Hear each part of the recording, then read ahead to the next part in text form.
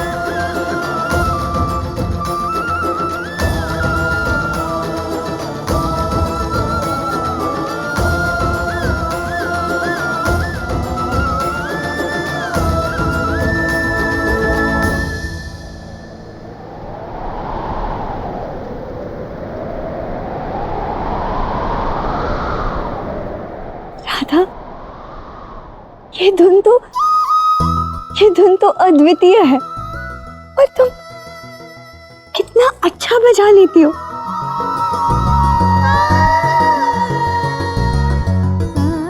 वैसे सिखाई भी तो कृष्ण ने है, तो अच्छा ही बजाओगी। नहीं रुक्मिणी, ये बात सिखाने की नहीं है, बात है कृष्ण को समझने की। तुम भी कृष्ण को समझ जाओगी ना, तो ये धुन बड़ी ही सरलता से बजा पाओगी। इस धुन का एक एक स्वर तुम्हारे श्वास में बहने लगेगा। राधा, कृष्ण तो पहले से ही मेरे हर श्वास में है।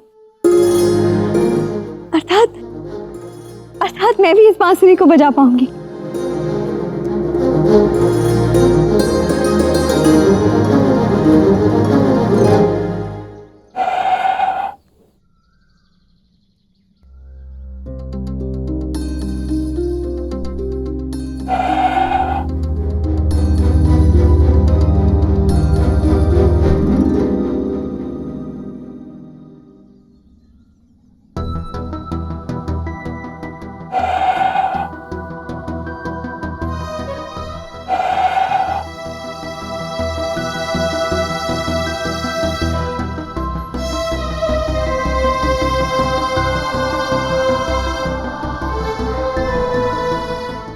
ये तो सत्य है कि कृष्ण मेरे रोम रोम में है, मेरी हर श्वास में है। और मुझे विश्वास है कि मैं कृष्ण को पर्याप्त मात्रा में समझ भी चुकी हूँ। किंतु कदाचित मैंने अपने जीवन में पहले कभी बांसुरी नहीं बजाई ना, इसीलिए शायद इसीलिए स्वर नहीं निकला। राधा, क्या मैं ये बांसुरी अपने पास रख सकती हूँ? यदि मैं रोज अभ्यास करूंगी तो एक ना एक दिन ये धुन अवश्य बजा लूंगी।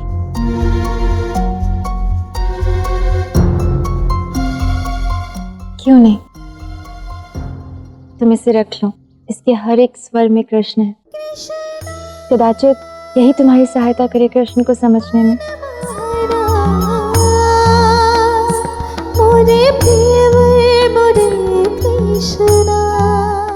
रुक्मिणी, तुम कृष्ण प्रेम में अपनी सुध-बुध इतनी खो बैठी हो, उसे पाने के आनंद में इतनी मग्न हो, कदाचित तुम इसे समझने की उस मना स्थिति में ही नहीं हो। किंतु वो क्षण भी शीघ्र ही आएगा।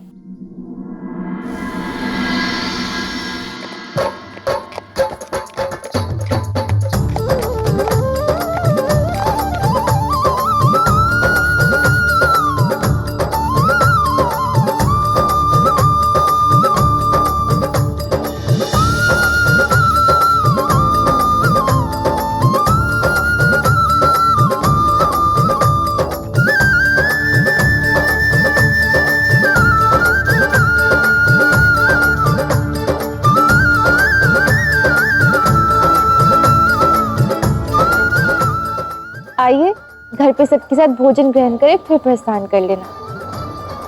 बलराम दाऊ, द्वारकाधीश का संदेश आया है।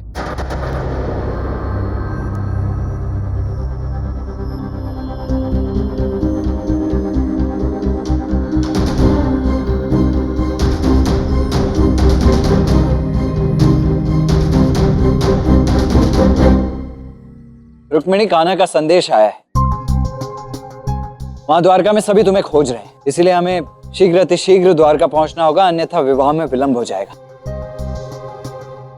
और राधा देखो, इस बार तो स्वयं कान्हा ने तुम्हें निमंत्रित किया है, इसीलिए इस बार तो तुम्हें हमारे साथ चलना ही होगा। और रही बात भोजन की, तो भोजन हम सब मिलकर वहां द्वारका में ही कर लेंगे, क्यों? ये क्या रुक्मिणी, तुम अब तक सच नहीं हो? क्योंकि आज रुक्मिणी का श्रृंगार मैं स्वयं अपने हाथों से करूंगी।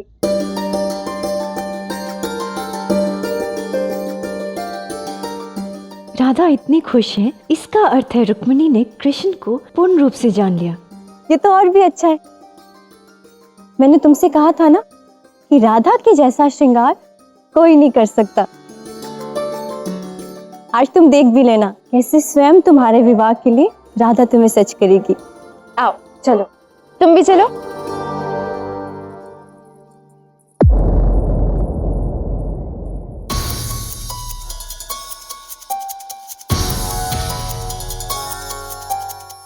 कान्हा, तुम राधा को नहीं बुला सकते तो क्या हुआ? मैं तो राधा को द्वारका ला सकता हूं। तुम कहते हो ना कि नियति ये निर्णय लेगी कि राधा द्वारका कब आएगी, किंतु मैं ये कहता हूं कि ये निर्णय राधा का दाऊ बलराम लेगा और राधा द्वारका आज ही आएगी।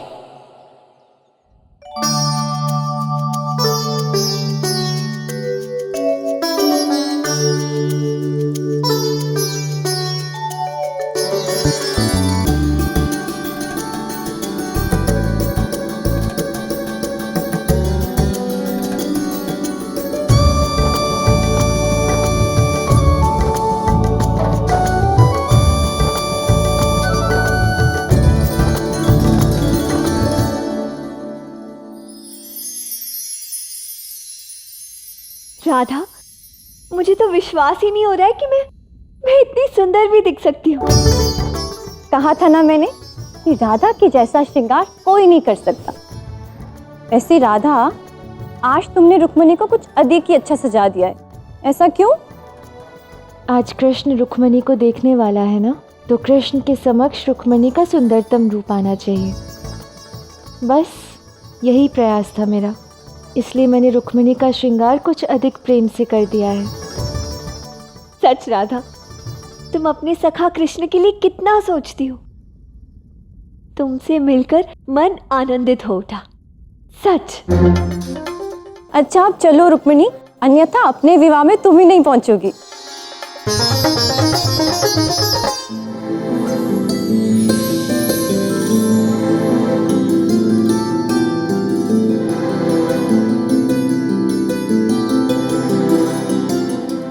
रुक्मिणी जा रही है कुटिल। तुम्हें जो करना है अभी इसी क्षण करो, अन्यथा फिर अवसर नहीं मिलेगा। वो तो मुझे करना ही है आयन।